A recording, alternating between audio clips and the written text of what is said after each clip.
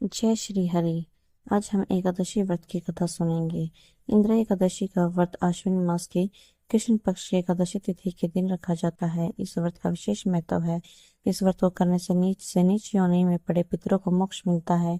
इंद्र एकादशी के दिन पितरों के नाम से श्राद्ध कर्म करने से साथ साथ पद्म पुराण में वर्णित इंद्र एकादशी कथा का पाठ करना चाहिए। इंद्र एकादशी की संपूर्ण कथा सुनते हैं। युधिष्ठिर ने पूछा, मधुसूदन, कृपा करके मुझे यह बताए कि आश्विन के कृष्ण पक्ष में कौन सी एकादशी होती है। कृष्ण पक्ष में इंद्र नाम की एकादशी होती है। व्रत के प्रभाव से बड़े बड़े पापों को नाश हो जाता है और नीच योनि में पड़े हुए पितरों को भी यह एकादशी सद्गति देने वाली होती है। राजन, पूर्व काल की बात है। सत्ययुग में इंद्रसेन नाम से विख्यात राजकुमार थे, जो अब महिषमतिपुरी के राजा होकर धर्मपूर्वक प्रजा का पालन करते थे। उनका यश सब और फैल चुका था। राजा इंद्रसेन भगवान विष्णु की भक्ति में तत्पर हो गोविंद के मोक्षदायक नामों का जाप करते हुए समय व्यतीत करते थे और विधि पूर्वक अध्यात्म के चिंतन में संलग्न रहते थे। एक दिन राजा राजसभा में सुखपूर्वक बैठे हुए थे। इतने ही में देव ऋषि नारद आकाश में उतरकर वहां आ पहुंचे। उन्हें आया देख राजा हाथ जोड़कर खड़े हो गए और विधि पूर्वक पूजन करके उन्हें आसन पर बिठाया। इसके बाद वे इस प्रकार बोले, मुनि श्रेष्ठ, आपकी कृपा से मेरी सर्वथा कुशल है। आज आपके दर्शन से मेरी संपूर्ण यज्ञ क्रियाएं सफल हो गई। देवर्षि अपने आगमन का कारण बताकर मुझ पर कृपा करें। नारद जी ने कहा, नृप श्रेष्ठ, सुनो, मेरी बात तुम्हें आश्चर्य में डालने वाली है। मैं ब्रह्मलोक से यमलोक में आया था। वहां एक श्रेष्ठ आसन पर बैठा और यमराज ने मेरी भक्तिपूर्वक पूजा की। उस समय यमराज की सभा में मैंने तुम्हारे पिता को भी देखा था। वे व्रत भंग के दोष से वहां आए थे। राजन, उन्होंने तुमसे कहने के लिए एक संदेश दिया था, उसे सुनो।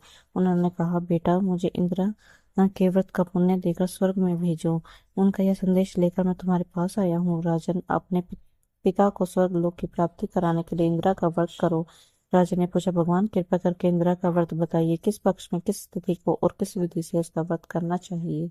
नारद जी ने कहा, राजेंद्र, सुनो, मैं तुम्हें इस व्रत का एक शुभ कारक विधि बतलाता हूँ। आश्विन मास के कृष्ण पक्ष की दशमी के उत्तम दिनों को श्राद्धयुक्त चित्त से प्रातःकाल स्नान कर फिर मध्याह्न काल में खान करके एकाग्रचित्त वो एक समय भोजन करे तथा रात्रि में भूमि पर सोए। रात्रि के अंत में निर्मल प्रभात होने पर एकादशी के दिन दातुन करके मुंह धोएं। इसके बाद भक्ति भाव से मंत्र पढ़ते हुए उपवास का नियम ग्रहण करें। इस प्रकार नियम करके मध्यकाल में पितरों की प्रसन्नता के लिए शालग्राम शिला के सम्मुख विधि पूर्वक श्राद्ध करे तथा दक्षिणा से ब्राह्मणों को सत्कार करके उन्हें भोजन करावें।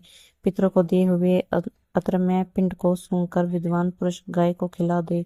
फिर धूप और गंध आदि से भगवान हृषिकेश का पूजन करके रात्रि में उनके समीप जागरण करे। तत्पश्चात सवेरा होने पर द्वादशी के दिन पुनः भक्ति पूर्वक श्री हरि की पूजा कर उसके बाद ब्राह्मणों को भोजन कराकर भाई बंधु नाते पुत्र आदि इनके साथ स्वयं मौन होकर भोजन करें।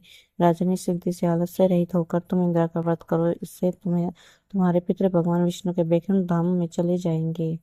भगवान श्री कृष्ण ने कहा, राजन, राजा के इंद्र सेन से ऐसा कहकर देव ऋषि नारद अंतर्ध्यान हो गए। राजा ने उनकी बताई हुई विधि से पुर की रानियों के पुत्र और भृत्यों सहित उस उत्तम व्रत का अनुष्ठान किया। कुंती नंदन व्रत पूर्ण होने पर आकाश से फूलों की वर्षा होने लगी। इंद्रसेन के पिता गरुड़ पर आरूढ़ होकर श्री विष्णु धाम को चले गए और श्री इंद्रसेन भी अकंटक राज्य का उपभोग करके अपने पुत्र को राज्य पर बिठाकर स्वयं स्वर्ग लोक को चले गए। इस प्रकार मैंने तुम्हारे सामने इंद्र व्रत के महात्म्य का वर्णन किया है। इसको पढ़ने और सुनने से मनुष्य सब पापों से मुक्त हो जाता है। तो ये थी इंद्र एकादशी के व्रत की कथा। अगर वीडियो पसंद आई हो तो वीडियो को लाइक करके चैनल को सब्सक्राइब कीजिए ताकि आने वाले वीडियो के नोटिफिकेशन आपको सबसे पहले मिल सके। जय श्री हरि।